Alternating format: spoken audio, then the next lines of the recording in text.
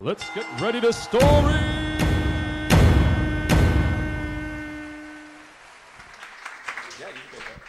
Cool, because this is how I practice with my hairbrush, so that's how I want to do it. So, hi, my name is Heather Davis, and this is a tale of how I became the 31-year-old spinster that you see before you today.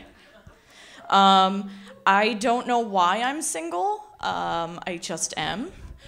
Not for lack of trying, I could tell you that. Some people might say I'm too picky. However, I have this theory, if you'll bear with me here, that people are just ultimately really disappointing, right? So come with me on this journey as I tell you why I think this. Picture it, Dunmore, 1996.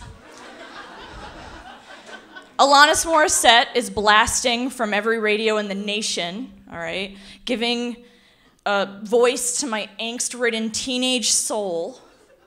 I'm 13 years old, and I am head over heels for a dude, all right? He's tall, dark, super cute, and he goes to a different elementary school than me, which is a real plus at the time. So he's a public school bad boy, and I'm a Catholic school girl goody-goody, which a match made in heaven. I don't know, forever. Like, why aren't we together still? Anyway, so it was a day after confirmation practice, of course. My friends ran up to him and were like, "Would you ever date Heather Davis?" And he turned to them, and mind you, he's 13. He's 13 years old. He turned to them and he said, "Yeah.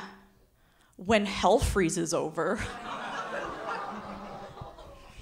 So I don't know if you know me, but if you do, I took that and I put that in my mind pocket, and I thought, I'm going to base the rest of my romantic self-respect on that comment for the rest of my life. That's great. Thank you. So I was disappointed in him, obviously, but I was also 13, and at the time I was like, whatever, I have better things to worry about. I'm a good student. I was really smart. And I also laugh a lot. I have a lot of friends, so I don't need love right now.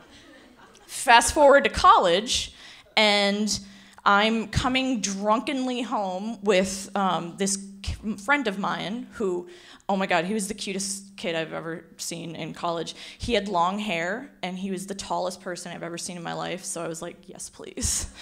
And his sweater game, I don't know where he bought his sweaters, but his sweaters were on point. It was like he was an extra in Felicity. Every time he showed up to class, I'm like, it's a different sweater. Where does he shop? So we were coming back, and I was like, yes, it's happening. Oh, we're gonna get married, and we're gonna have like tall babies, even though I'm kind of short. I don't know. They're gonna be gorgeous. And we're coming back to his room, and this guy at the end of the hall like pokes his head out, like, and he's like, yeah, Bruce, different girl every night. And he did this. And I was like, I immediately sobered up. And we got into his room, and I got out of there by pretending that I was gonna vomit all over him, and I ran back to my room, which is one of my smoother moves that I still use to this day. If you're ever in a situation, it's really good. So I was disappointed because essentially he was a lecher, which was really great. And whatever. But I got out of there, which was the best point. I had a little bit of self-respect, just a little bit of self-respect, not too much, don't go crazy. But I got out of there, and it made made me better, and it was a funnier story than if I had stayed. So I'm out of college, and I'm in I'm a quote-unquote adult at this point. I'm 5 years into a relationship. Yes, I have had a long-term relationship, and I realize that I am dating one of Peter Pan's lost boys. And I try, but I cannot be Wendy. I'm sorry. So he was a really good guy, though, but I was disappointed in him because I wanted someone to grow with, to grow up with, to grow old with, and he just was not at that point yet. And I'm sure he was disappointed in me too. So what I learned from that situation was, if I want to have a person, then I need to know who I am as a person. So at least I know that. So I have dated since then. And, all right, an aside, single men, come on, listen up. You know what really makes a girl feel special and sexy and like is the best thing you could say in a situation? If you're about to make out with her and you say, "Can we keep this a secret because I really like so-and-so.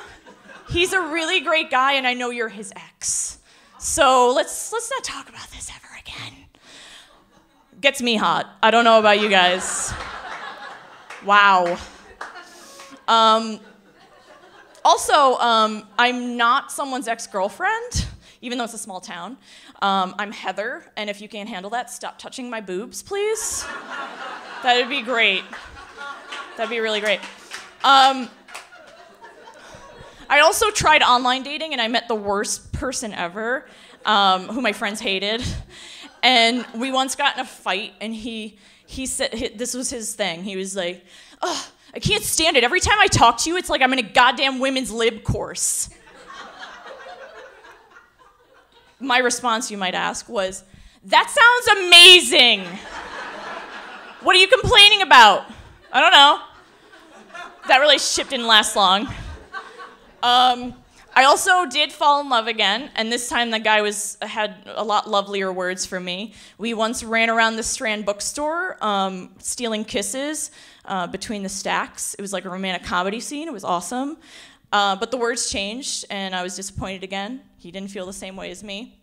But from that situation, I learned that friendship means more to me than a broken heart.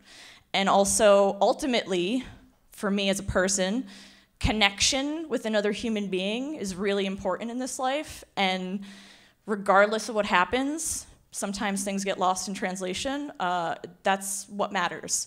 So I guess my theory about people being ultimately disappointing might be a little extreme because the thread through all those stories was me, and I'm a people. So if I keep surprising myself, and as long as I don't disappoint myself, I think that I'm on a good path, and hopefully one day someone will take me from spinster to beloved. But until then, it's all part of the story. So thank you.